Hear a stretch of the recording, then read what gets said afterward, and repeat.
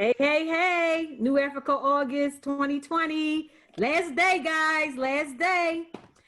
Yay. Okay, we made it through these 31 wonderful days of information and sharing. This has just been just wonderful, just wonderful. Today, we're going to start off our workshops, our seminars with a mindfulness exercise. We have with us Rhonda Walker. She's a Emmy Award winning life coach, health therapist, and wellness coach. She was one of the therapists on a groundbreaking program, Starting Over. Rana is a professional mental health therapist and wellness coach. She receives her master's degree in psychology from Howard U, HU. And she is dedicated to a total personal development, mind, body, and spirit. Her coaching system provides her clients with a holistic, life-changing guidance while changing their self-imposed limitations with innovative and intense mental, physical, and spiritual activities. Welcome, Rana. Hi, thank you, Kathy. All right, I'm gonna turn it right on over to you. I'm so excited to be here on this last day of the New Africa August Conference series. This has been a wonderful experience. I was already a moderator for the Let's Chat Education Part 1 and Part 2, and so it's very fitting to be here today to be able to just offer you some mindfulness. So, what is mindfulness? Mindfulness is being in the present without judgment. Right now, being in the present is ever so important. Being in the present in terms of your thoughts become words that you may speak aloud or in your mind, and then they can potentially become actions. So thinking about the power of your words, you want to be intentional about what you're speaking into existence. We have old tapes, slang that tell us who we are or who we think we are, or what someone else told us we are. And what I really want to focus on is helping you to understand that who you are, however you are, right here and right now is exactly who you're supposed to be. So I just want you to know that and know that everything happens for a reason. Everything is in divine order. And so when you stay in the present, the past, as we know, is gone. The future has not arrived. So all we truly have is the present moment. And when you think about all that's happening in this world today, sometimes you don't want to be in the present. You don't want to think about COVID. You don't want to think about racism. You don't want to think about just anything. Sometimes you want to do nothing. And so when that happens, when you just focus on your breath, when you take a moment to be mindful and allow yourself to just breathe, just be fully in your body and just be present in your body, just with your breath. No thoughts, they come, let them go, no judgment, allowing yourself to just be. No to-do lists, no work lists, not thinking about anyone else, children, husband, wife, partner, pets, just thinking about you. So mindfulness is something that is really, it's been around for ever and ever and ever. But right now, during this really tumultuous time, we're using mindfulness even more. And especially with young people returning to school, one of the things that is important is really focusing on breathing, being present in that space in your body, allowing everything to align so that you can think clearly. A lot of times we breathe from here. We breathe from our chest when we should be breathing from the diaphragm. And so as Westerners, breathing from our chest is a very shallow breath. Breathing from the diaphragm, we're allowing that energy to go all the way up to the brain, providing oxygen, waking up all of the cells throughout our body, and helping us to be fully in our space in our body. So, quickly just thinking about types of mindfulness. There's mindful eating, there's mindful walking, there's active listening, which is a form of mindful communication. There's the self-talk, which we talked about earlier. So reprogramming whatever you're saying to yourself that is not what you want to manifest, not what you want to have happen. And then when you think about being mindful, you can think about how you can change your thinking and change your life. So it's really up to you. I know it's a lot of pressure to think about, oh boy, this all falls on me. Yes, mindfulness is about personal responsibility. And I love to say hashtag mind your business. Really focusing on your business, not your neighbors, not your cousins, whoever. Focus on your business, what you're doing in your life at that moment.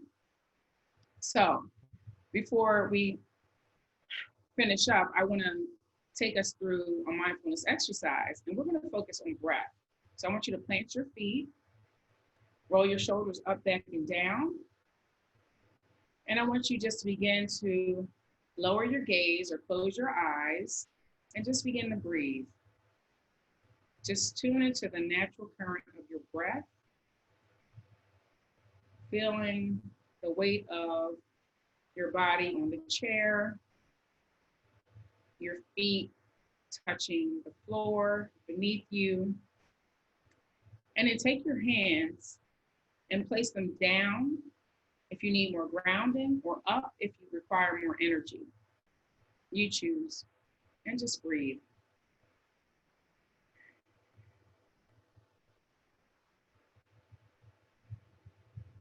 So just imagine your breath traveling throughout your body. You can actually start with the bottoms of your feet and send it all the way up to the brain, breathing in all that you need, all that you require, sending it to every organ and every orifice.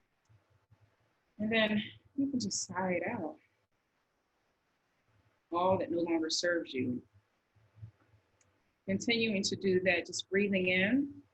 So let's inhale slowly. You can count to yourself for a count of 4, 3, 2, 1. And then extend the exhale for 6, 5, 4, 3, 2, 1. Again, we're going to inhale for 4, 3, 2, 1. And then we're going to exhale for 6, 5, 4, 3, 2, 1. Now maintaining that 4-6 count, counting to yourself, I want you to think of an adjective that describes who you are. Who am I? Strip away all the labels, all the titles, those that you created for yourself and those that others have created for you. Use the inhale and exhale to create an adjective that really describes who you are. And allow your breath to guide you as you focus on that word.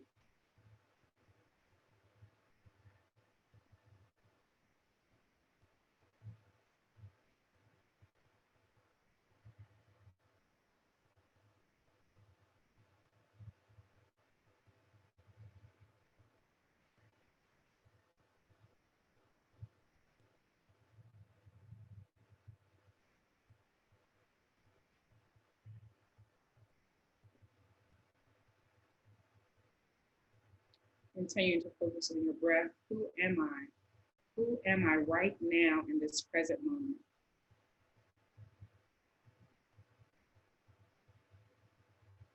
And you may have had an adjective you've used before, or you may decide right now in this moment, you have a new adjective that fits you even better.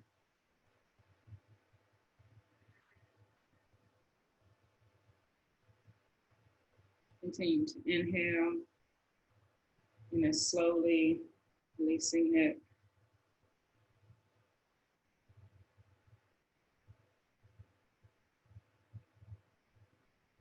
Let's take 2 more rounds of breath. Inhaling, exhaling.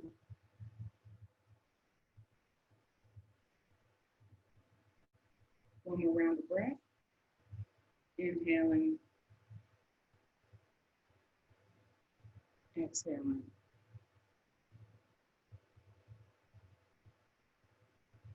And now before you open your eyes, I want you to capture whatever that word was for you and bring it with you as you begin to wiggle your fingers and toes. And then slowly at your own pace, open your eyes, raise your gaze, and come back into the room.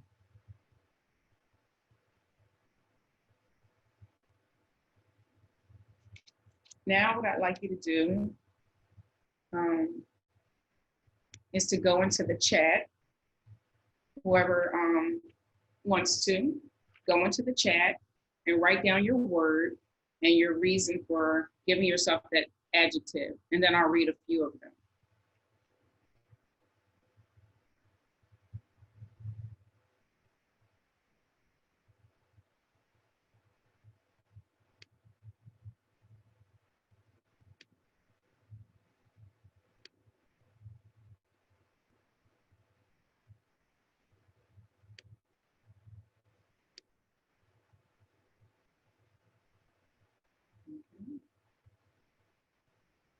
I see one in the chat or in the Q&A. In the chat, I see love.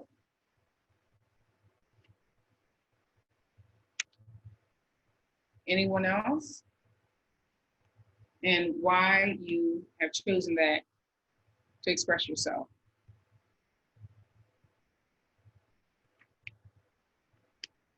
Okay.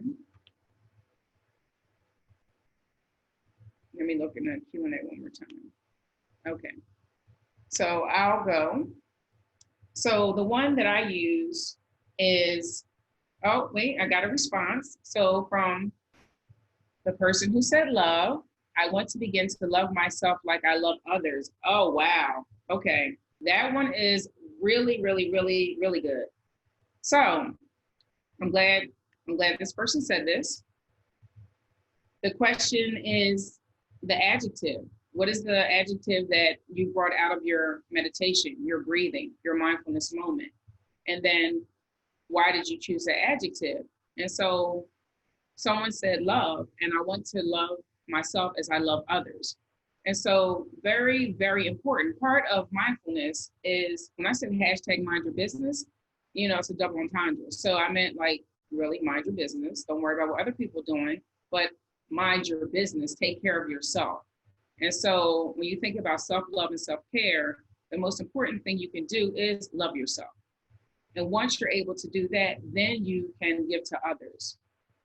And so when you actually externalize it and give love out that you're not willing to receive, because there's a universal law of reciprocity of giving and receiving. And so you can't just give, you can't just take, it's a balance. And so it's really important to understand how important it is to be able to love yourself, because when you do that, that shines outward and other people understand how to treat you. And when you're not loving yourself and you're projecting love onto someone else or trying to show them love, then that comes from a form of neediness, and others will see that you're not seeing yourself as worthy. So that was extremely powerful. That is extremely powerful.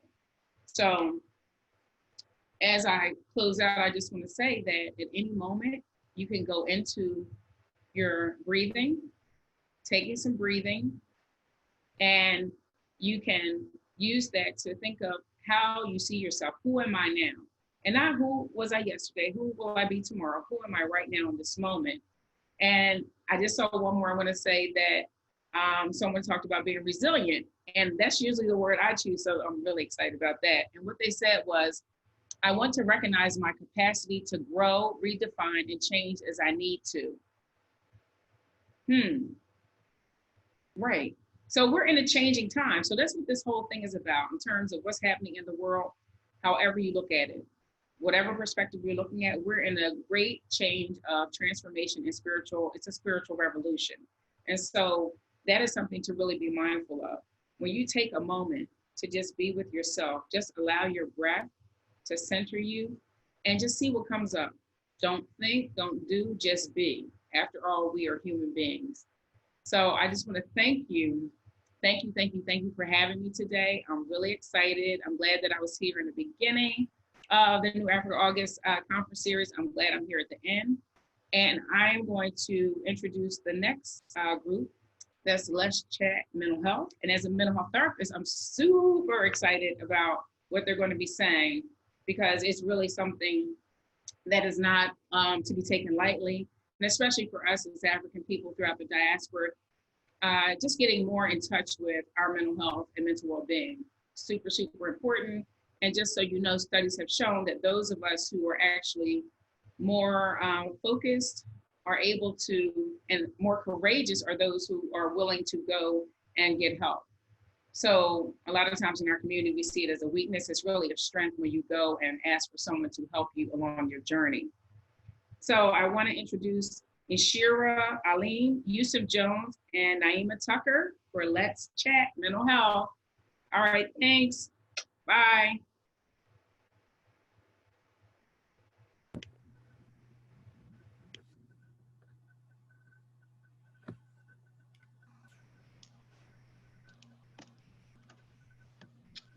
Hello, everybody. Hello. Should we just begin? Yes, well, let me turn this down. Okay. Inshirah, you'll be going first?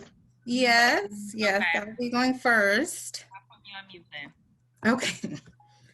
All right, so I'm tasked with starting off this critical discussion, real talk around mental health.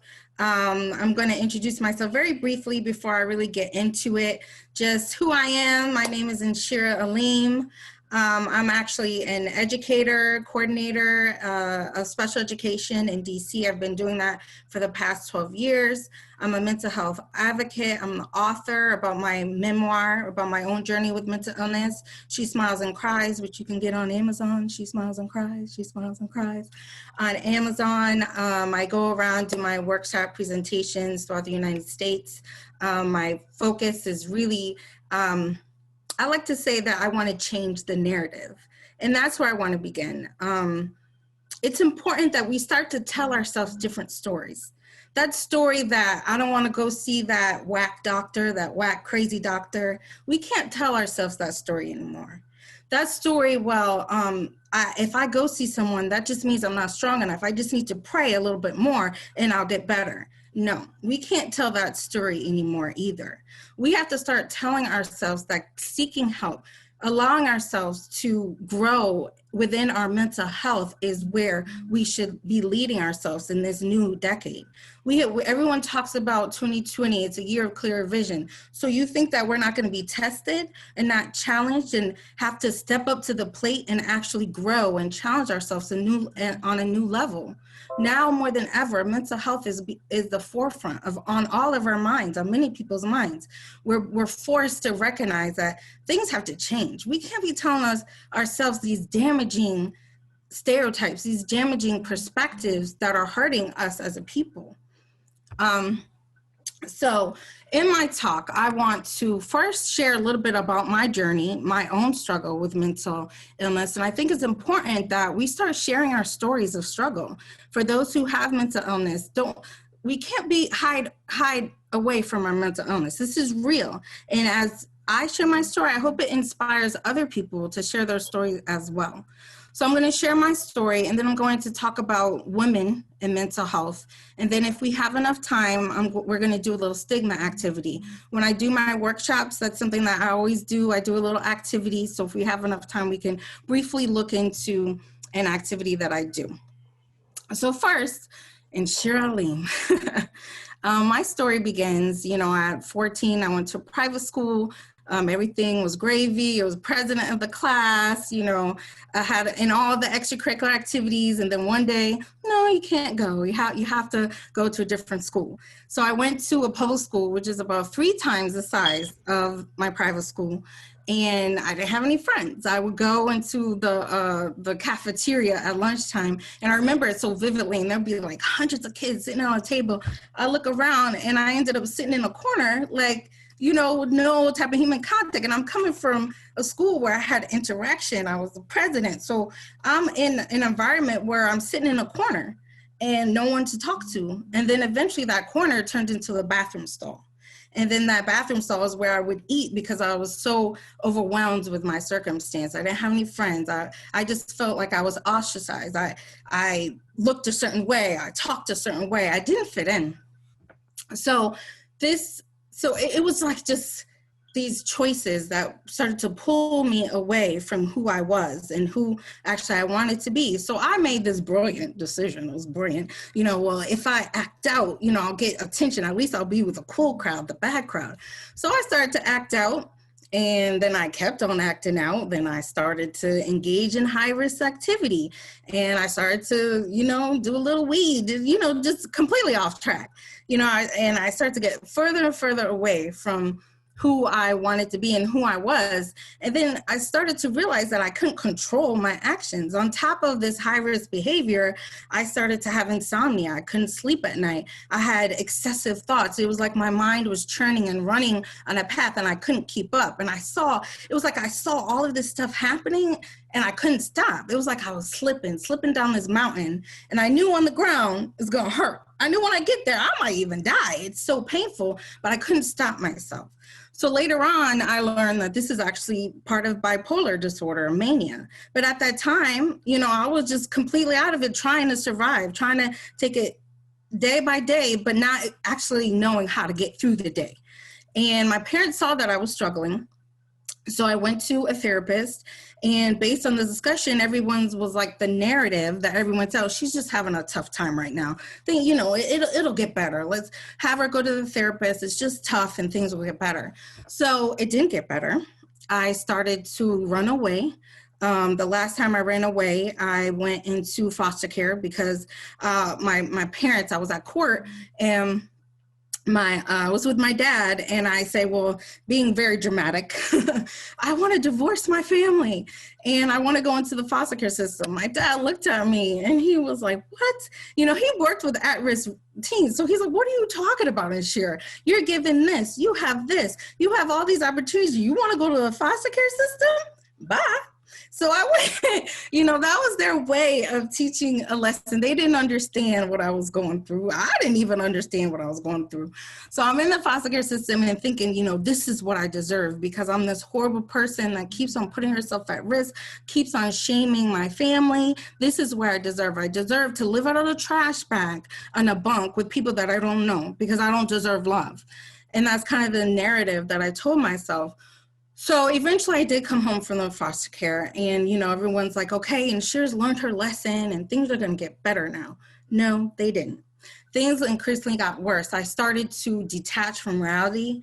I started to stop taking showers. I started to just lay in bed all the time. And then eventually I started to have hallucinations. Once again, this is bipolar disorder. You don't actually always know that part of bipolar disorder, that people can actually have hallucinations in a severe form of bipolar disorder. But at that time, honestly, they really didn't know what was going on with me. I remember waking up at night, running to the kitchen and opening up this dinner, those dinners we get from the masjid, those white carton of dinners, open up the dinners and seeing a possum with blood oozing out of it, and I'm screaming. Mom comes in and she's like, Inshirah, what's wrong? And I'm like, there's a possum. And she's like, it's barbecue chicken. And, I'm making light, but that was my reality, and then eventually things got so bad that I completely detached from reality, and they had to cart me into a mental institution. And for 30 days, I don't have any memories of my own. I was completely out of it, completely detached, in a state of comatose. And what I would like to say, when I was coming through that comatose, my parents didn't actually know what was going to happen. No one really knew. This was unprecedented. I was a 14-year-old girl, with hallucinations in the early 90s, and people really didn't know what was going on with me, but they did know that they were going to put a lot of drugs in me to bring me back to life. So they ended up medicating me, a lot of medications, and I came through.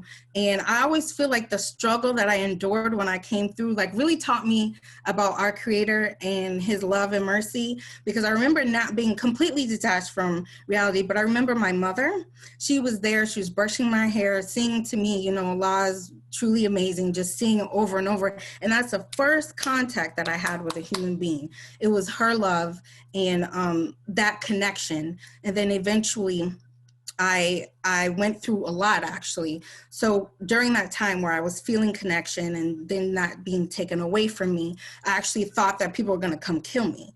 So I was in this state of half being there and half not being there. And I really thought that someone was going to kill me. And I would get so scared, and I would hear the footsteps, and I would think, they're coming to kill me. Please, and I'll beg to our Creator, please relieve me, keep me alive. And then I would hear my mom's voice and have that connection. So then that's when I learned that Allah, our Creator, always provides relief. It may not be what we want at that time, or it may not be what we can actually see, but there was a sense of relief in the fact that I had that protection of my mother. And eventually I woke up and I was hit with life again. I had to go through therapy, I stayed within the children ward for a while, for a whole summer, and then I was thrusted back, into life again. And one of the hardest things to deal with was the medication. In order to survive, that's what they kept telling me. So you won't get that sick again. You're going to have to be on 32 pills. No, and I repeat that, 32 pills. No child, nobody should have to be on that many pills. And later on, talking to different psychiatrists, talking to, women of color in the field, they said that they were actually doing that to children of color. They were over-medicating them and treating them like guinea pigs to try to figure out the medicine. So I'm on 32 pills and dealing with a lot from that. My hair started falling out. I gained hundreds of pounds. I couldn't fit into seatbelts, and all that was told to me, well, you have to endure this, because if you don't, you're going to get that sick again. That should tell you how scary getting that sick again was, because I had to deal with that. And I was okay with dealing with that, because getting that sick again was pretty scary.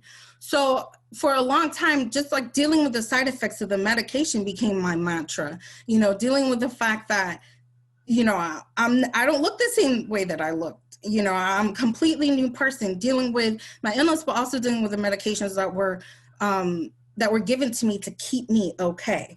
So I ended up having to have my senior year be homeschooled, because I was sleeping through class. I was having literally, I took my exams, my SATs, one eye open. And I was, completely lethargic, dealing with all these side effects. So they said, senior year, you're going to take it from home.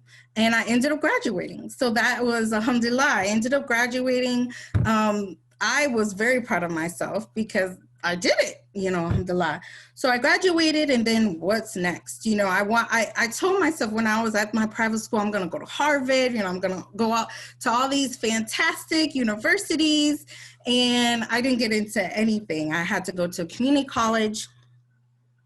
Okay, where are we at? What time? Hopefully. All right. Well, I'll try to just sum it up. So I had to go to community college, and then eventually the decision was to go to California to live with my sister. And in California, it was like a new world. I told myself, you know what?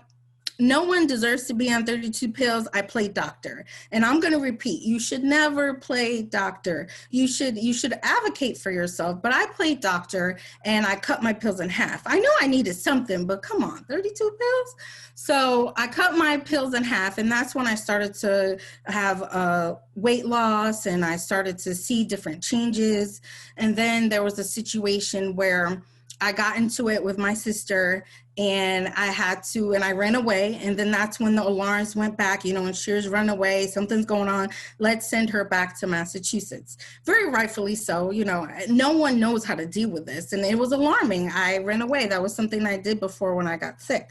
So when I came back, I had a real conversation with my doctor. I was like, I know that these are the things that happen when I get sick. I'm letting you know that these are not those things that are happening with me right now. Let's work to lower my meds. And actually we did that. And that's why it's so important to advocate for your child, advocate for yourself, because they can't put you on 32 meds if you don't let them. They're not going to strap you down. Those days are gone. So that's why advocacy and knowing what you need is important when you go into that doctor. So I ended up having less medication, and then eventually the less medication, I went back to college. I got into a good private college, and I dealt with some things, a struggling marriage and a lot of different things. But ultimately, I I developed a sense that, that there was a reason for this madness that I went through. God makes a masterpiece out of a master mess. And I knew that I went through these things because this world was reshaping, and mental illness, people were talking about it more. And I went through something so special that I felt like I needed to share my story. So I ended up, after 8 years, I ended up graduating with my bachelor's, and I was very excited about that. It was a lot. And I ended up graduating, and I ended up being on less pills. And I'm going to stop. I'm not going to go into too much more detail, but that's kind of how I came to here. I have a bachelor's and bachelor's, a bachelor's and master's. And I am an author, and I go around and talk about my story and have these workshops because my experiences have led me here. My experiences have led me to a space where more than ever, we need these stories. More than ever, we need to hear that it's okay to not be okay. My job today is to talk about women in mental health. And Yusuf, you'll hear him a little later. He's going to focus on men in mental health. So when I started to think about women in mental health, I started to think about George Floyd. Who did George Floyd call out? He called for his mother. And when I think about that heart-wrenching display of him calling for his mother, I think about how as women, we are the lifeline to this society. Now, and I use the term mother, and with the recognition that I know everybody's not a mother, but the core essence of women is to care. The core essence of our nature is to nurture. So when I think of the fact that as women, as Black women, we are the lifeline to men who metaphorically or physically have a knee to their neck. That is a very serious position to be in, because we have to keep them up. And how can we keep them up if we're depleting our own selves? When I think about women and mental health, it is so important for us to fulfill our own mental health, for us to have self-care Saturdays, self-care Sundays, for us to go into group therapy, go talk to other women, go to exercise classes where there's other women, go to a therapist. We have to fulfill ourselves because we have important jobs to do. Once again, we are the lifeline to this society. And not only that, we have a target on our back as well. We have the Breonna Taylors of the world. And I'm not saying this to, Yusuf is going to talk about men and mental health. I'm not saying this to put us at odds. Black men and Black women, we have to work together, seriously. And this, I'm not talking about Black women in deference to Black men. I'm talking about how we have to be healthy together. As women, we have to replenish, sustain ourselves because we are holding a lot up. We are holding our sons up, our aunties, our uncles. We have the narrative that says, oh, I'm not gonna go, I can do this all on my own. I got this. No, you can't. And that is okay. And I say this to you because I had to say this to myself. I'm going to share real talk, right? This is real talk, family. We're good. So I'm going to share something. So about a week, this is what I do, right? I go do these talks, I'm supposed to be following everything that I say. So a week ago, I've been dealing with a lot, as we all do, there was a lot going on in my life, and I was doing it. Someone said to me, yeah, sure, you're doing it. And I was doing it, but I was struggling. And it isn't until a band of women, my family, sat down and said, we see you, we got you.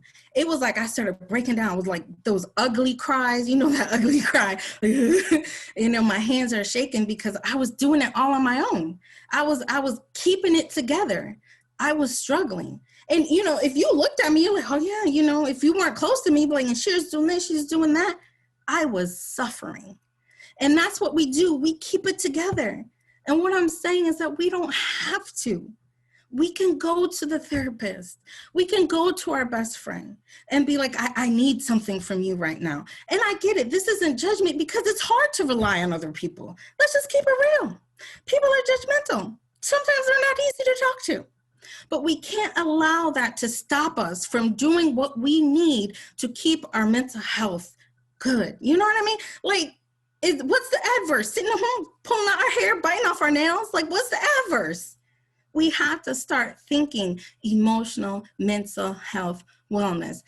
What I charge to everybody listening, to all the women, because my job right now is talk to the woman, real talk, start the self-care Saturdays, start the self-care Sundays. If you are a friend to someone that is if you are a friend to someone that is struggling, advise them to go get help. Be that real friend. It's time for us to lift each other's up. It really is. All right, thank you.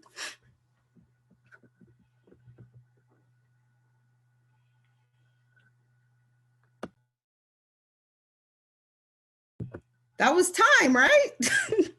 Yes, I believe that was time. Yusuf, you're Yeah. next.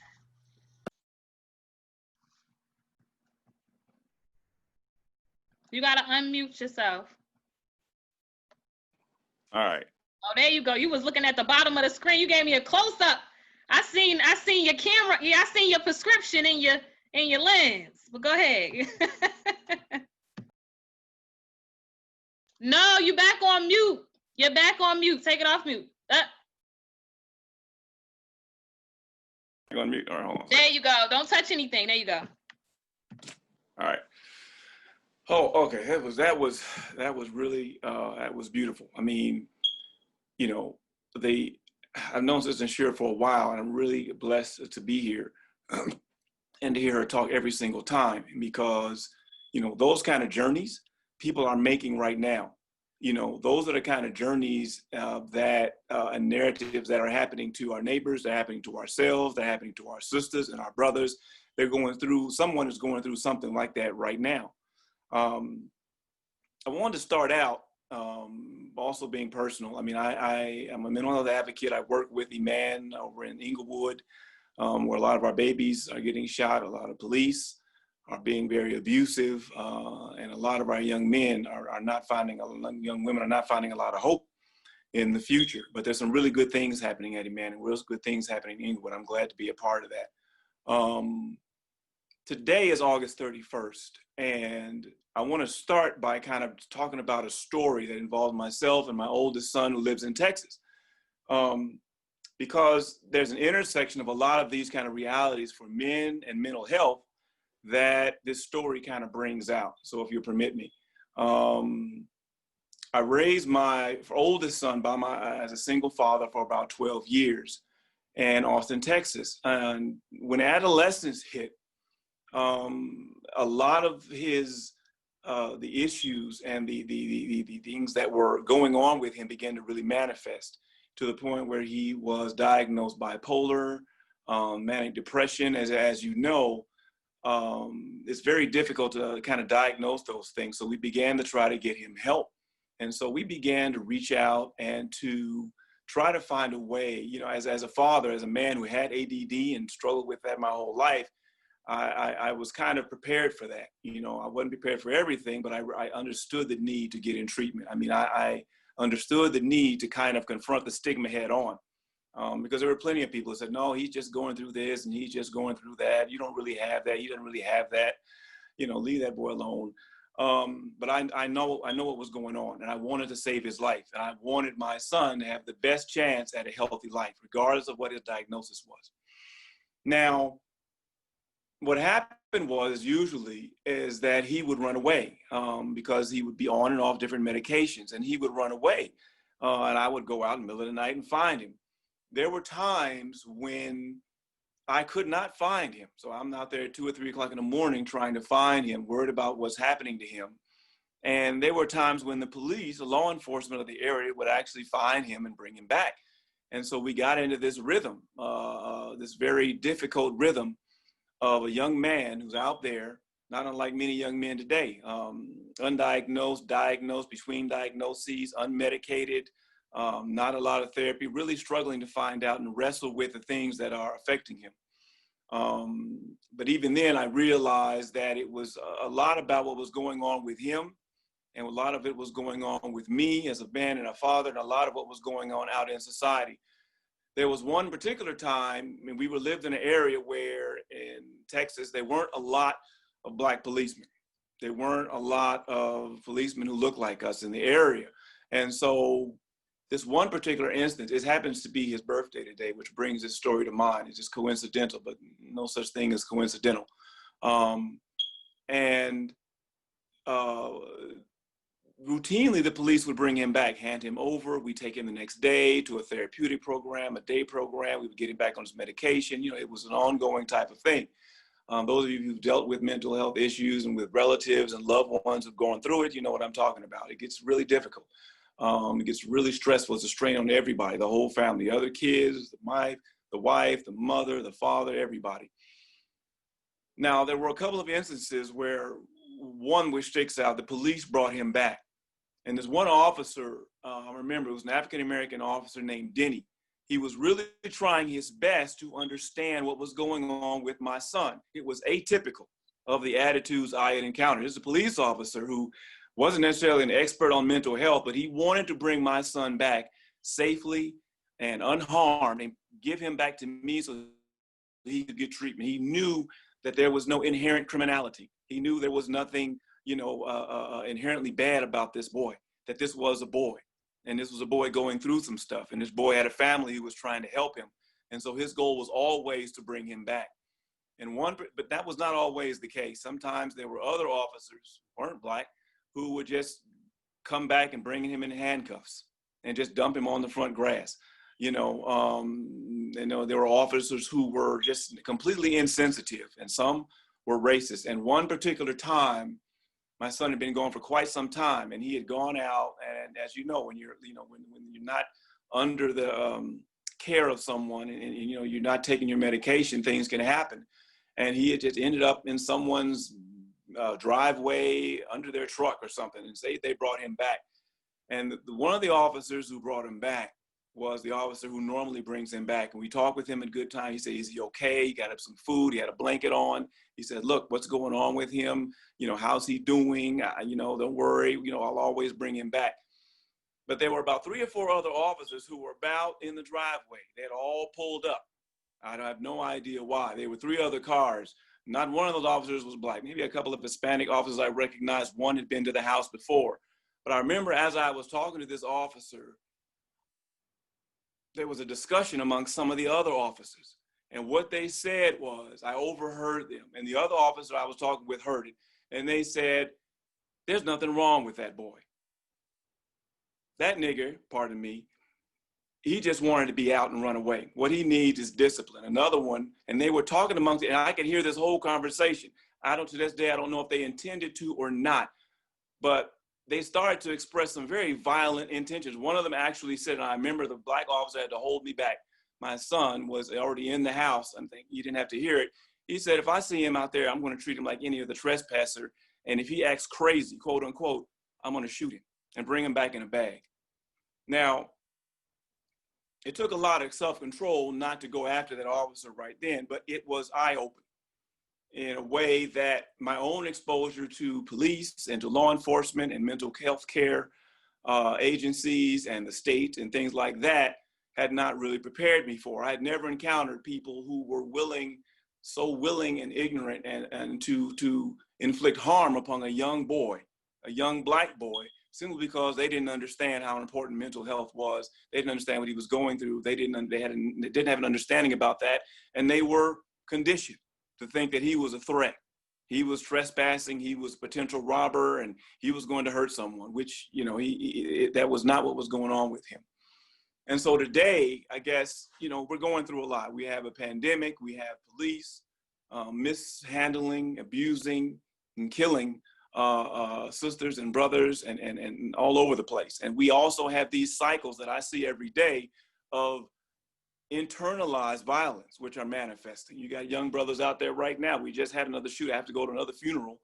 I'm probably, I don't know. I think it's going to be a week or so. But I mean, we have these babies that are being caught in crossfires, young men and young women that are shooting each other over here in Inglewood out of that internalized violence. We have the rioting and we have the unrest and all that stuff happening. And it's important, I think, what I wanted to emphasize is that we have to, the intersection of all these things is not something we can afford to take for granted anymore. We can't afford to look at mental health as just something very personal. I recall when I had ADD, and when I first realized that I had ADD and was being diagnosed, having been misdiagnosed, and gone through all the different medications and gone through all the wrong therapists, I recall the separation that therapists and other professionals used to try to draw between my treatment as a Black man, my gender as a man, but then also my racial identity and what I was going through.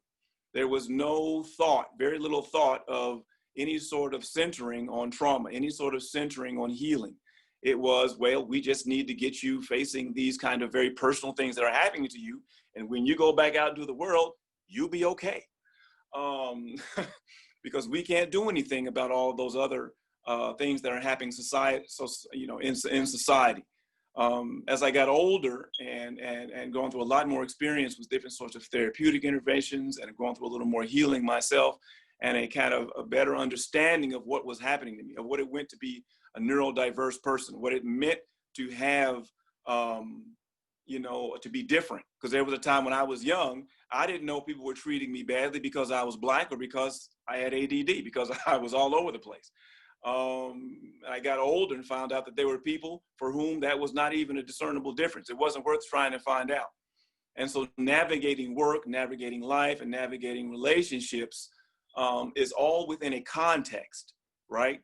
The context that a lot of men in particular have to deal with, that basically holds them up to a standard, is that if you're not making it, if you have these things going on, there aren't any safe spaces for you to address them. I mean, there's no place, there's no relationship, there's no therapist, there's no group, there's no healing circle. There's no place where you can go to talk honestly about how this stuff affects you, whether it's societal or whether it's it's something internal with you that's going on, a mental health issue. Maybe it's a neurological imbalance. Maybe it's something you need medication for. Maybe it's the fact that the other people around you are actually racist. Maybe it's all of the above. And so it became important for me to realize that, being a man, there were a lot of permissions that I had to ask of myself and that I had to give myself. And like Sister Inshirah talked about, one of the main permission was to keep trying to get help. As I got older, I tried to negotiate therapeutic intervention, but there weren't a lot of Black therapists. There weren't a lot of Black counselors. And I had some very bad experiences with a lot of them. A lot of them were of the medication. Well, you just need to take medication. There were some who basically just disavowed ADD, believe it or not. These are trained professionals and said, I don't think that's what you have. I'm not going to confirm that diagnosis, and there were others who would affirm that, but couldn't do anything to help me with how the context of being a Black man and being a man in America affected that and how it made that more difficult. I've had therapists tell me, I need to stop, just leave the Black stuff alone. They're trying to unblack me in therapy, and so it was very difficult. There were therapists who could not take into consideration my spiritual background, and they wanted to move me to one or another, and they thought that was a solution. And then we have, like Inshirah said, we do have precedent in this country of people not only wanting to kill us, but not wanting us to be well. They wanted, when I say unblack, I mean, basically they wanted to relieve me of the burden of being Black. That didn't matter in terms of my mental and psychological well-being. Blackness had nothing to do with it. That was pretty much all in my head. And medication would solve all of that. That's what I mean by that particular approach. And so what we're faced with now is a situation where if we have to try doubly hard to create spaces where men, women, and even Black people in particular, and especially children, there's not a lot of spaces. Our kids and children have to be exposed to unprecedented amounts of violence and trauma and unrest and things like that these days. They have a pandemic to deal with. And so, if we don't create spaces for them, for men and for women that are going to uniquely address and be safe for them to come into and bring all this in, we have a situation where we take that violence internalize itself, and we know what happens. It goes, we take it out on each other, we take it out on ourselves, we take it on our communities. That frustration builds to a point where we can't deal with it. We have young men now who are in a behavioral health program at Iman, and we're just now starting mental health first aid training. That's something that we want our staff to have. We have violence intervention specialists who are taking mental health first aid. And I've talked with many of these young men over the past year. I've been here a year. And I've talked with many of these young men, and a lot of them, you'd be surprised and sad by how many of them, even older men who've been to prison and come back, that say they have never had an opportunity to talk with anyone about those deep, abiding pains and frustrations and things that affect them as men. They've always been told, even sometimes by therapists, by, you know what, we're not going to deal with that. You're just going to have to hold that in and man up. And so we become, a lot of the men I know, the black men in particular, become very good at compartmentalizing. But the problem with that is some of the compartments never get unpacked, and eventually they explode. And so you neglect those certain kind of things. You put this over here, you put this over here, you keep going to work. You know, I read someone was saying, you know, the black people in your life are really not all right. And particularly for black men and for black women, there's a Superman and Superwoman myth. A lot of the black men I know, they come to work. They go to work. They go to see their kids. They go to this. They go to Juma. They go to church. They go this and that. But because of COVID and because the kind of concentration of trauma that is kind of happening right now, it's very tense. They don't have any place to go. They're compartmentalizing into a stroke or a heart attack, or, you know, you can see it in what's happening to them physically.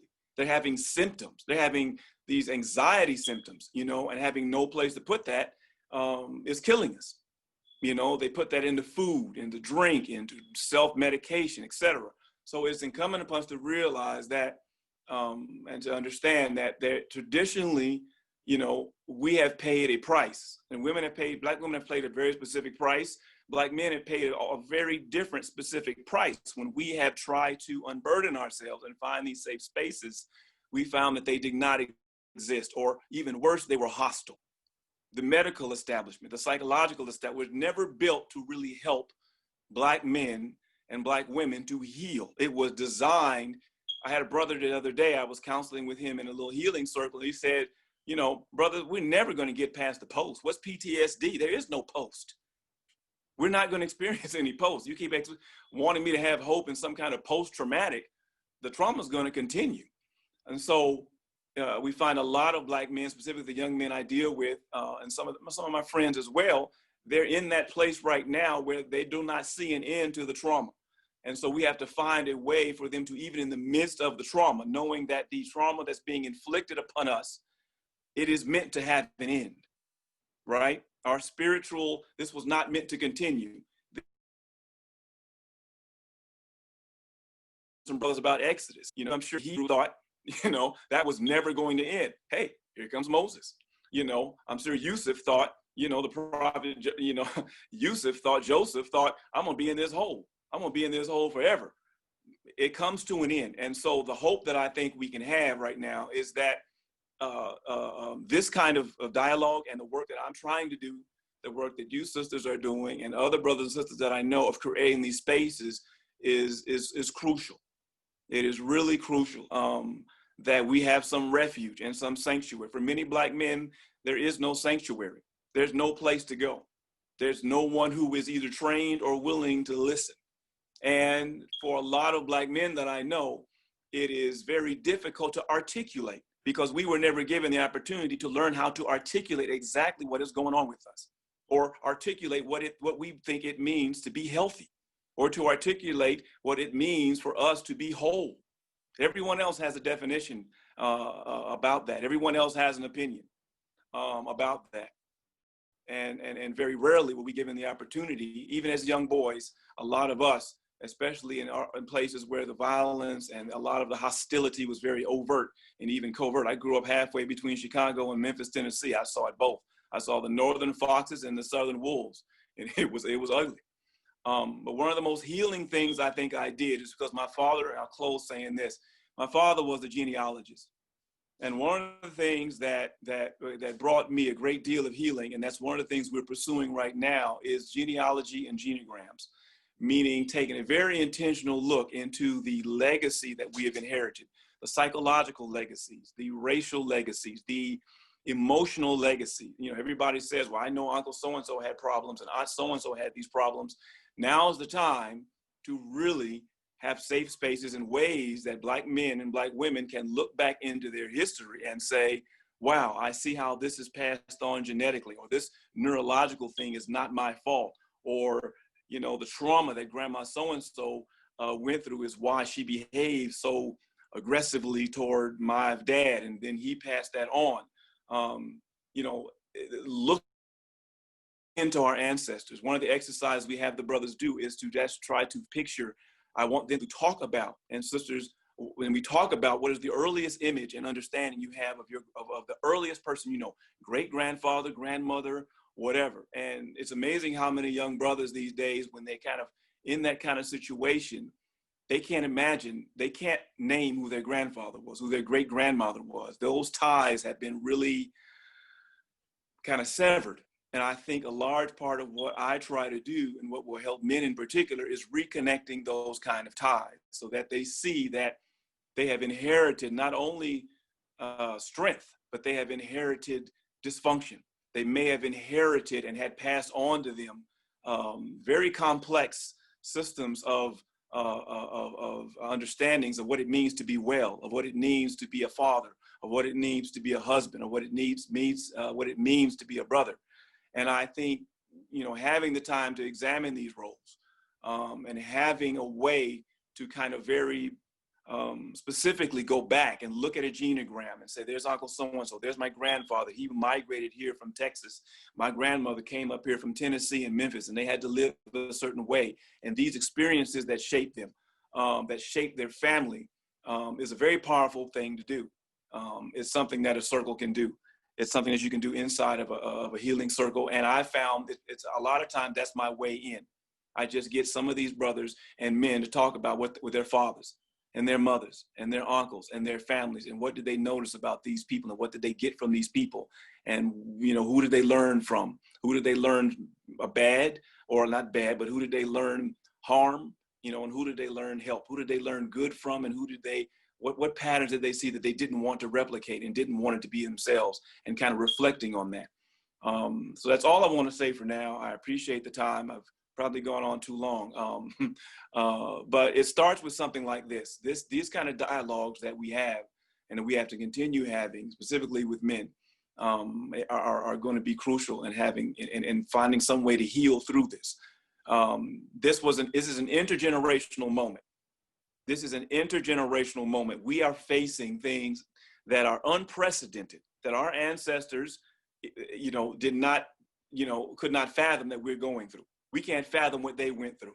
But this is an unprecedented moment in our African family, right? To reconnect, right? To reaffirm all of the dreams and the prayers that our ancestors made, that we would be the ones to interrupt these cycles, the cycles that are inherent in us and the cycles that are imposed upon us, that are negative and that are harmful. We can do it. I have the hope that I believe we can do it. We can do it because I see Sister Inshirah, because I see you, because I hear of things like this, and they always make me feel very hopeful that we can do it. Thank you.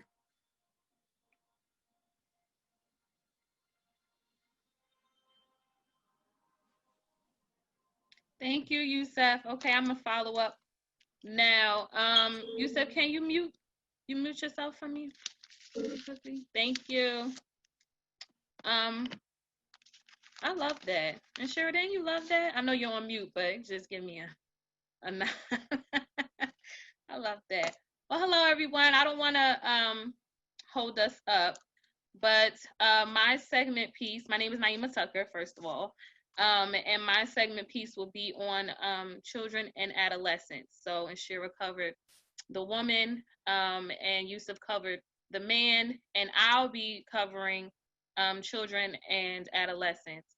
I have a background in social work, and I currently am a school social worker working with this population in Jersey City, New Jersey. I'm not sure if any of you are familiar with Jersey City or familiar with Newark, which is where I'm originally from. And those are urban areas, poor areas.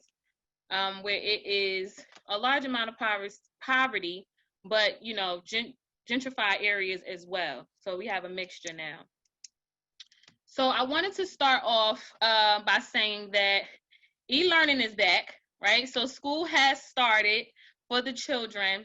And I just wanted to first talk about just some self-care tips and ways that not only children can cope during this time, but also parents. I know that parents may be stressed to the max with having to be the teacher, the mother, the disciplinary, the principal, all in one home. And so I wanted to, let me see if I can share my screen with you guys. Coffee, can you allow me to share my screen, please? Until then, I wanted to go over a few resources that can definitely help. So Talkspace, I'm sure you've probably seen a commercial or two about it, but Talkspace is really good for adolescents. It's good for adults as well. But I kind of give it to my adolescents to use because they love to text. And you always have access to a licensed professional. So you'll be able to talk. Good Grief is a personal favorite of mine. Good Grief is located in New Jersey. What it is it's a place that focuses on grieving, nothing but grieving.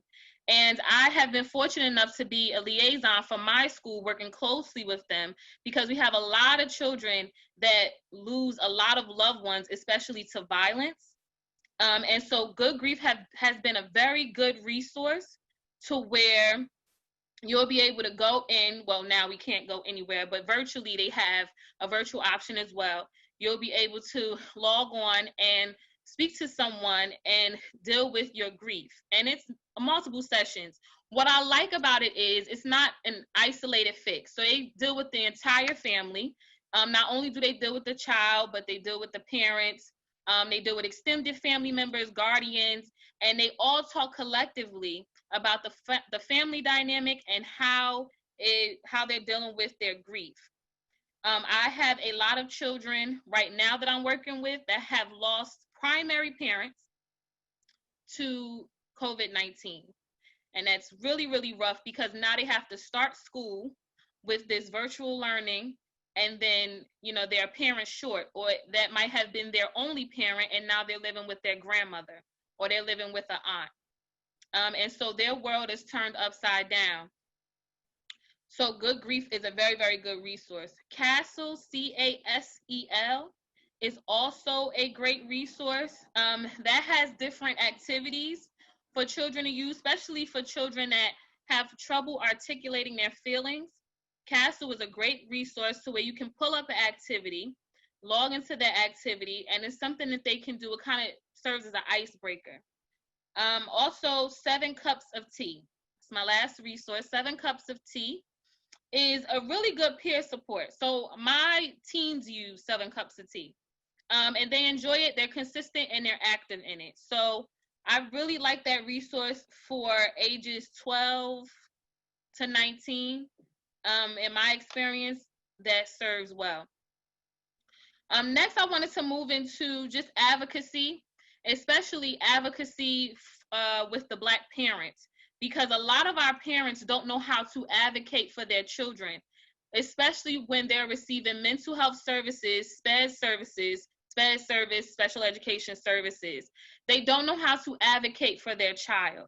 And I think it's very, very important while we're suffering from a lot of pandemics, you know, not just the virus, but we're suffering from a lot of pandemics, social injustice, so on and so forth. So it's very important that we advocate for our children, because we cannot leave it up to the school system or any other institution to take it upon themselves to advocate for the child, our child. And even though I don't have any children, I consider these all my children. And I think that's what we have to have, that mindset that you don't have to be blood for it to be your family. Having that African diaspora mindset is so important and so critical right now. And it's the only way that we'll be able to see effective change.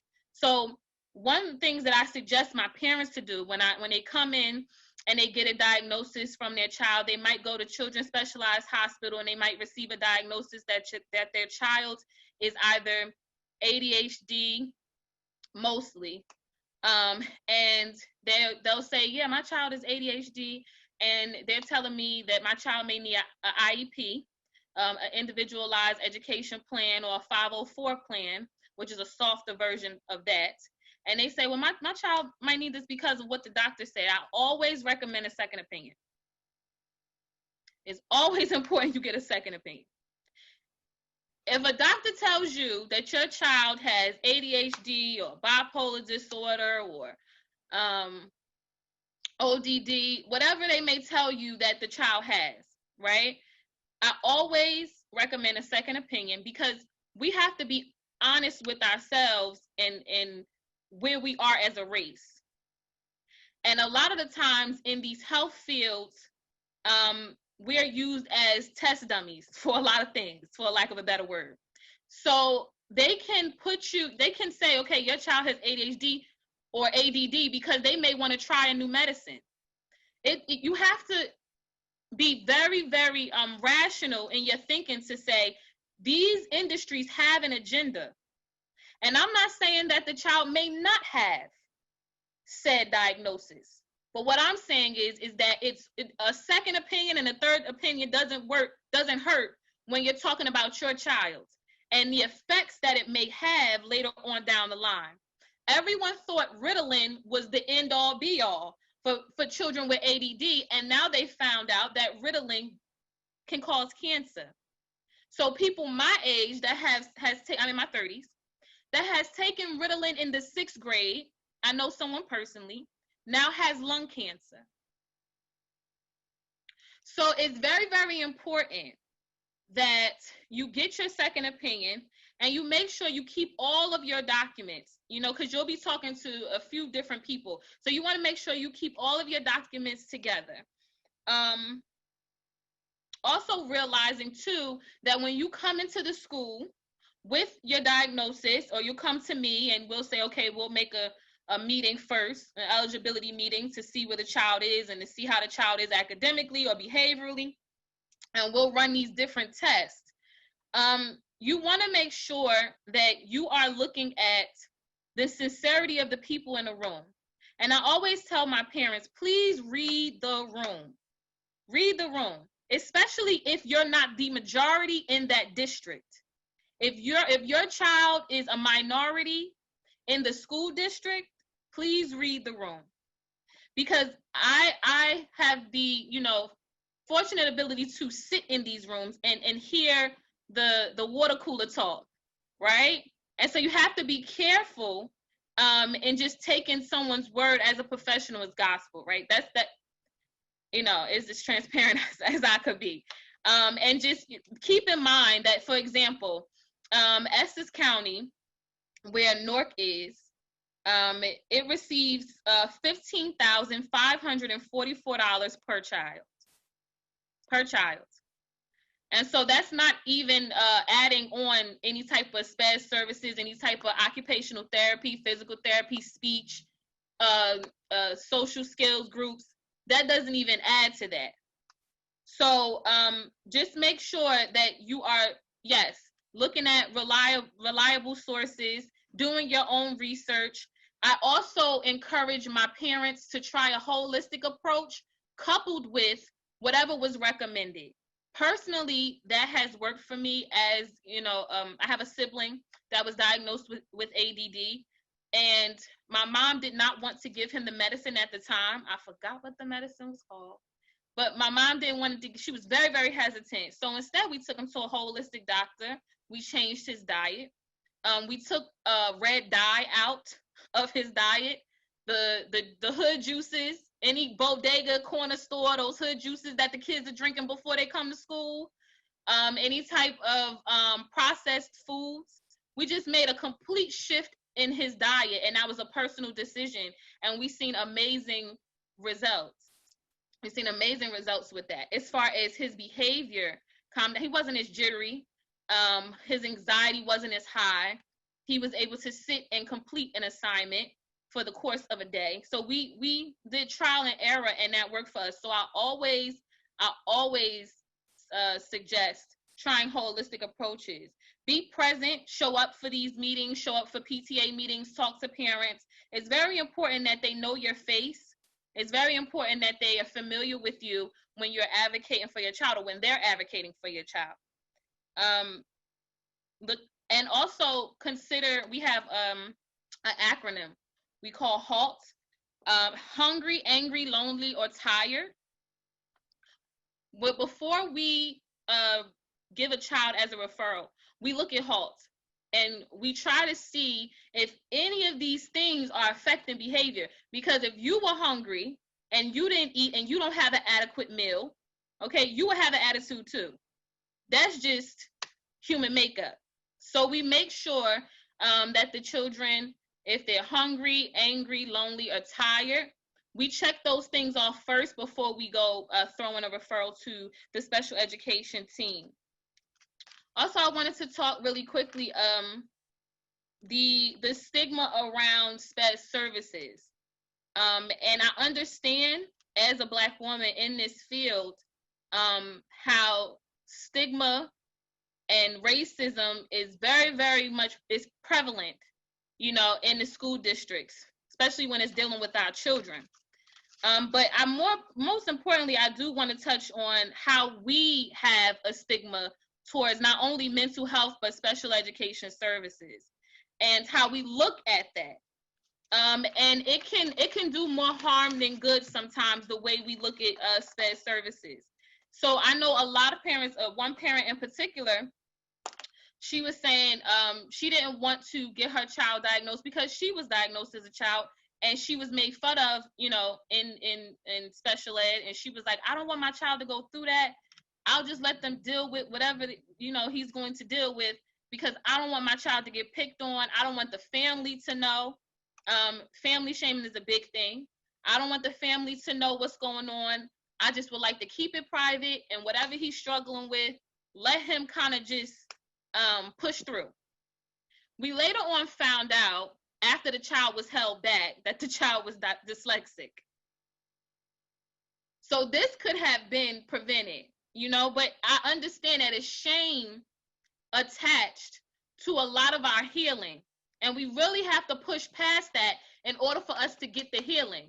So that child wound up getting the brunt, you know, of that decision. But things that we should just consider is that the diagnosis is not a death sentence, right? The diagnosis, you can classify out of special education. It doesn't have to follow you throughout the years. And you can use it to your advantage by getting the help that you need and then leaving, then classifying out. We have no problem classifying children out. Now that is speaking from just my district. I do know districts that will try to keep a child in, specifically a minority child, a Black child, will try to keep them in to make sure that they're getting the money for said child, to make sure that they have money for their department. So that goes back to me saying, please read the room when it comes to you advocating for your child, because it's not above people to have schemes and games, especially people who are racism, which is deep rooted in every industry, every facet. So just understanding that and moving accordingly.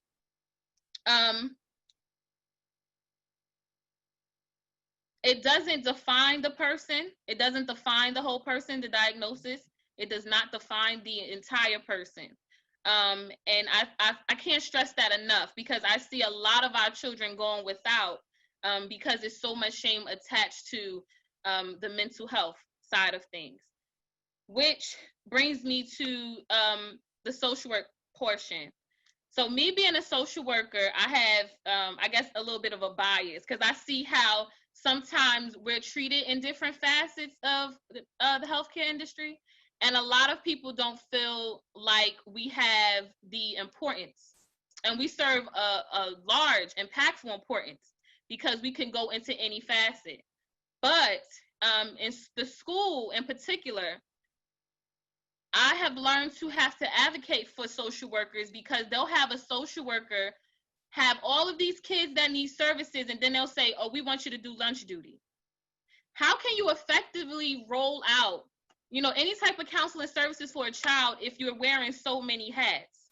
So I think that just for all of the people out there who are therapists, I've seen a few in the chat, who are social workers, I just implore you to continue to advocate for your position, continue to look at it from all angles, micro, meso, and macro. Just look at it from all angles, especially when you're trying to look at it from the state perspective, because I think it really, really plays a big role there. And how they roll out their policies in regards to our services.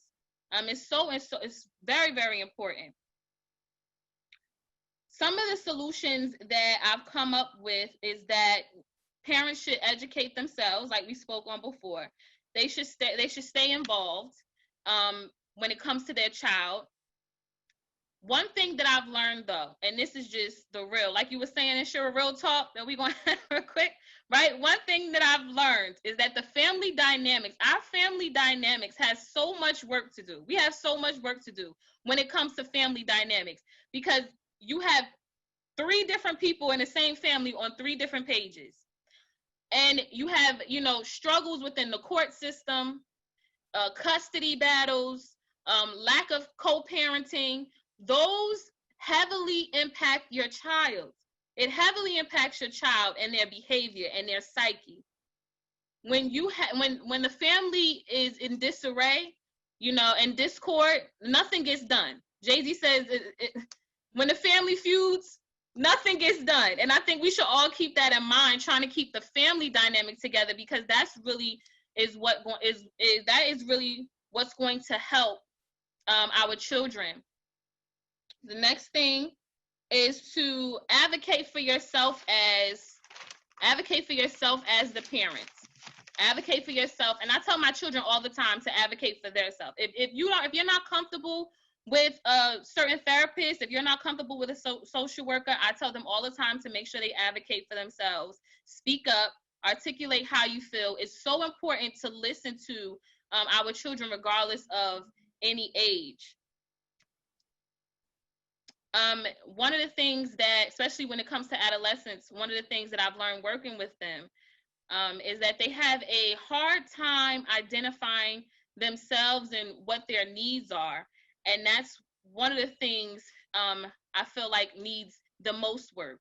If you look at Erikson, if people out there, if you look it up, Erikson's developmental stages, the identity versus role confusion is one of the adolescent stages that he speaks on. And it's one of the methodologies that I work from. And it has served me well when trying to understand the adolescent mindset and just my own personal experiences being an adolescent in the hood and dealing with different things like that, dealing with the trauma, the ongoing trauma of being in a certain type of neighborhood, and then also seeing it on TV in other neighborhoods, people getting killed, and the social injustices everywhere. So that was one of the biggest things that I wanted to touch on. Fortunately enough, I'm in the process of opening what's called the Rose Center. It's a center dear to my heart. And it'll be a crisis counseling center for children ages 5 to 19. It'll be not only just crisis, but talking about grief, talking about assisted daily living, healthcare. We'll be touching topics that a lot of children and adolescents kind of get dismissed. So I wanted to open up something that was solely focused on this population because they need it, especially now more than ever. So just to sum up, I hope you guys got the resources. I can try to drop the link in the chat if you guys need the resources that I gave, that Talk Space, Good Grief, Castle, and 7 Cups of Tea. Thank you so much for having me.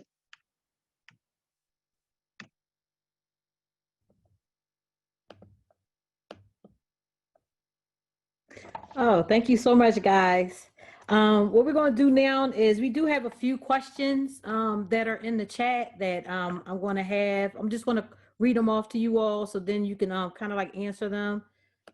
Okay, first question. I think this touched on, I'm going to point this towards you, Naimah, because I think you touched on this. How can we rebuild as a family unit? You're on mute. Yes, I said, let me unmute myself. The mute thing is a killer on this Zoom. How can we rebuild the family unit? So the wheelhouse that I work from is understanding that a lot of things is generational and it won't be done overnight. That's the best thing that to save everybody's sanity. You know, you cannot jump in and try to save a family dynamic overnight. Just looking at the family makeup and understanding their generational history, you know, that gives you a better insight into how they're operating with each other, how the dysfunction started. We can go all the way back to when, you know, men were taken out of the homes in order for women to receive welfare. You know what I mean? That had to be boys being latchkey kids, the crack epidemic. We could, you know, it's a lot of things within our culture that has hindered the family dynamic. So that's why it cannot be healed overnight. But you have to pinpoint. What I tell my family is, if you heal yourself now, you're healing 7 generations after you. And you have to give them that type of incentive, and have them understand that you're not just doing this for yourself, because it's many generations after you, before you, that made you feel this very way, that made you act this very way. All the things that you think are right, all the things that you think are wrong, whoever you pray to, all those things you have been pigeonholed in thinking like this, right? And your family. And so it is up to you to break that glass ceiling and do the work, right? So that your family can start to heal and families after you can start to heal. But fathers not being in the home, I think, is the most impactful. Okay, before I jump into the next question, is it possible you could try to share your screen for, you have the ability to do it now with the resources, so the people on Facebook will be able to actually see those?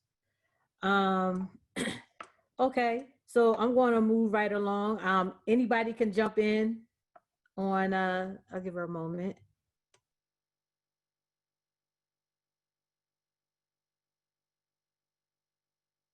Okay, while that's loading, I'm going to go ahead and go up to the, okay,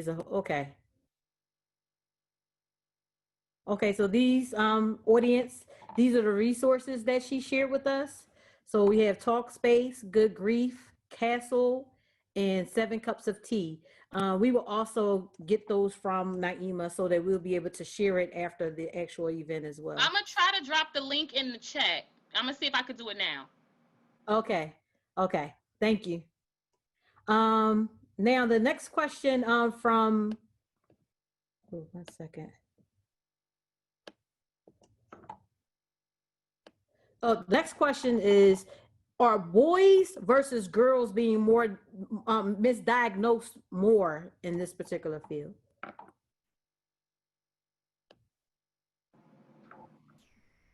Is that for me or you, said? It's for anyone that want to answer. Are Black girls or Black boys misdiagnosed more often with mental ailments?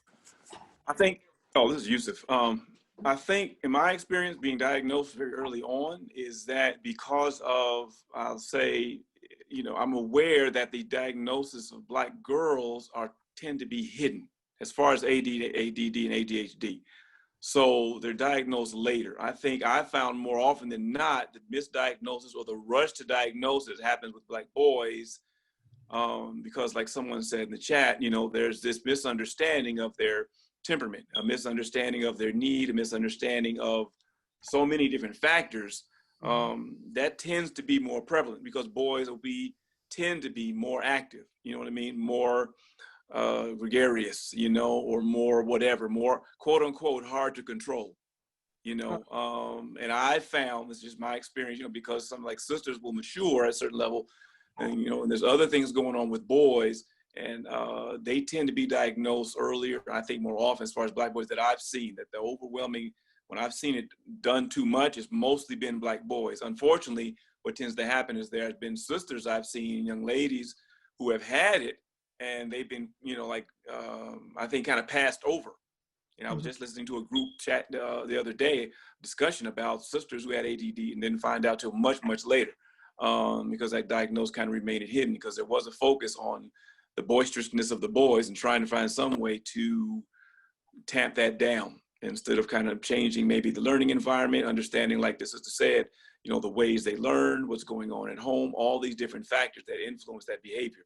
I really like the, you know, hungry, tired, etc. Instead of going through that, the easiest thing to do was say, you know, snatch them in, do that, give the boys something to do, and wow, instant, you know, that the perception was that instant control over that classroom or that boy. Thank you so much. Thank you so much.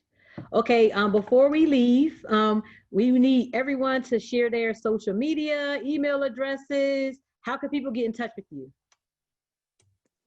Let's start with you, Inshirah. You're on mute. Assalamualaikum. So you can go to she_is_color.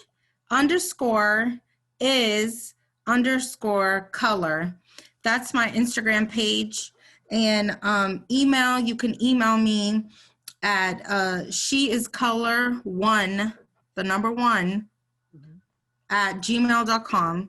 You can find my book on Amazon, She Smiles and Cries. You can, just put in the link, She Smiles and Cries. That's on Amazon.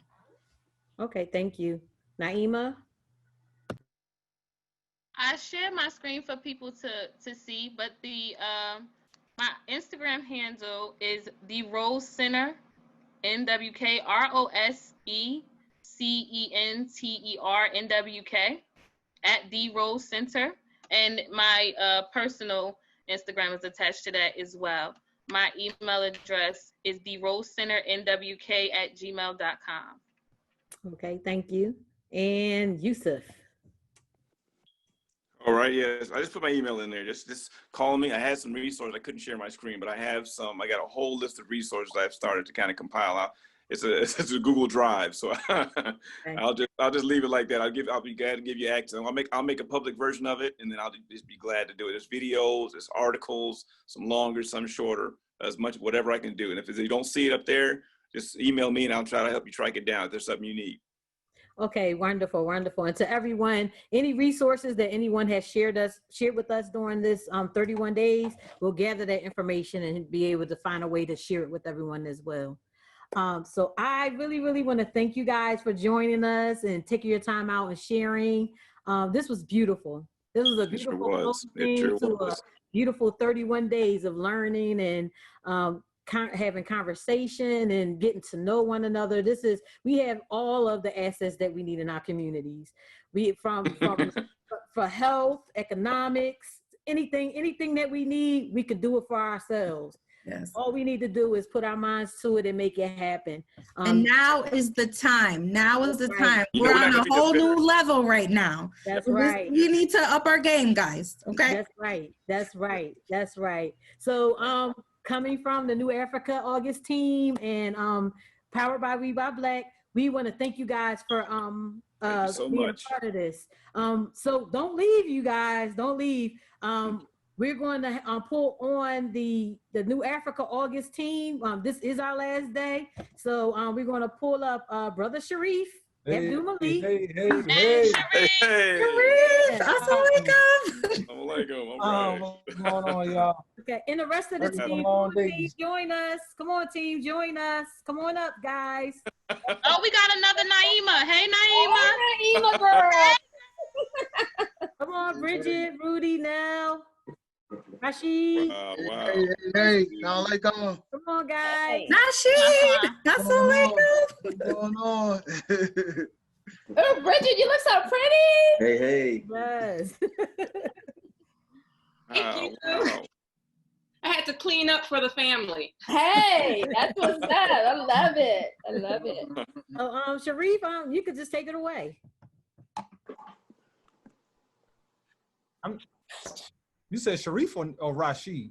Sharif. I'm not on mute. No, I said take it away. Take it away. Oh, take it away. Oh, yeah. I was waiting for everybody else to come on the line. We got Christian. I see Rashid. Rudy came on. Did Nell come on? I thought I saw her. Yes, She she on- is. Yeah. There she go. And she in full uniform. You in uniform? She on She mute. you on mute too. You on mute, Nell.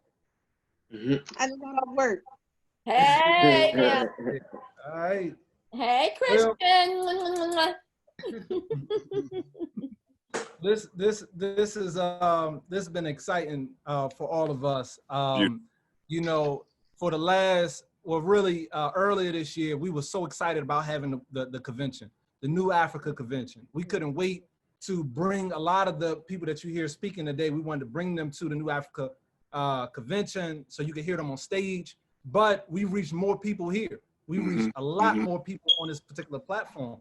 And, you know, again, this whole month is really symbolic of the way that we're trying to establish our whole life. Right. We call it New Africa August, but New Africa is a term that we have in our community, in the Black community in particular. But it was brought to my attention and to my community's attention by our leader, our late leader, Imam Warfdi Muhammad. And he made a point to let us know that he made a point to let us know that there were other Black leaders that had brought this term to us and this concept and this idea to our community. And he wanted us to pick it up and to champion it. And that's exactly what we're here to do. You know, New Africa, we say, is the physical manifestation of our collective spirit, our collective desire, our collective urge to do for ourselves, so that we may be in position to help do for all people, do for the whole world, for the whole universe. But we know that we cannot do anything for anybody until we do for ourselves first. And this is common sense, but it's the sense that have been stripped away from us. And this is what we're trying to reclaim.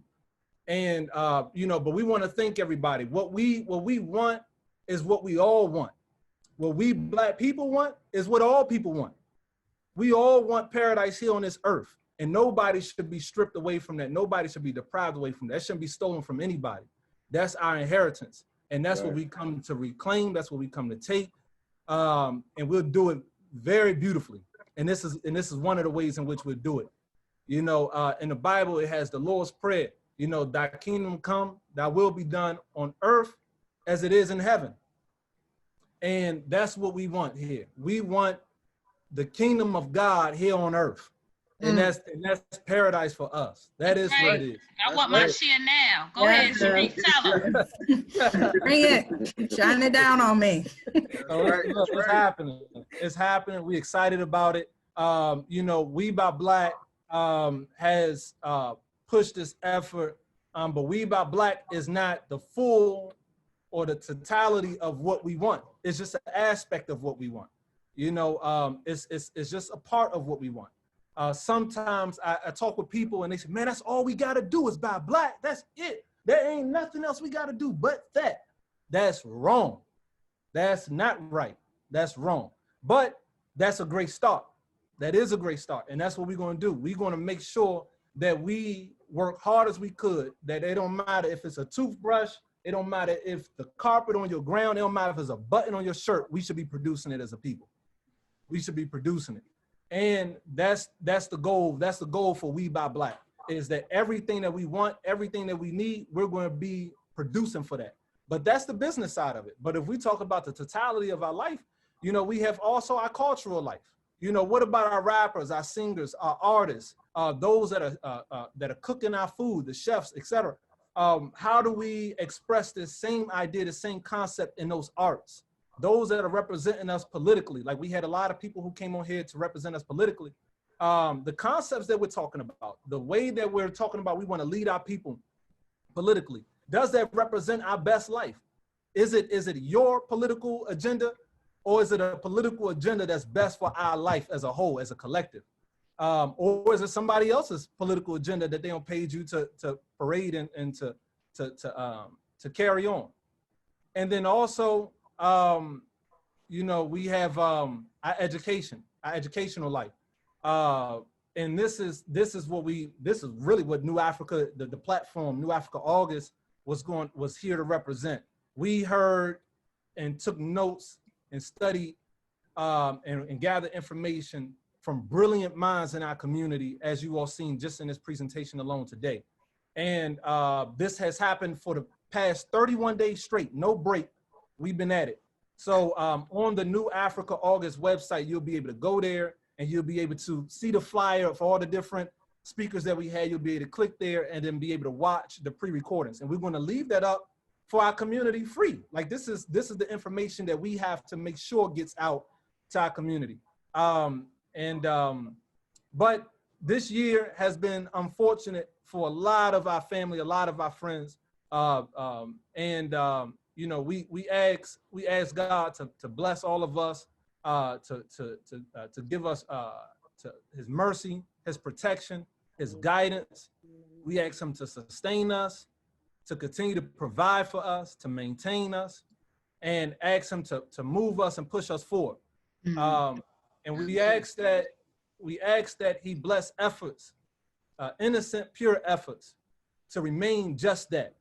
And if they ever become anything but that, then we ask Him to remove those from that so that it could become back to the way it needs to be.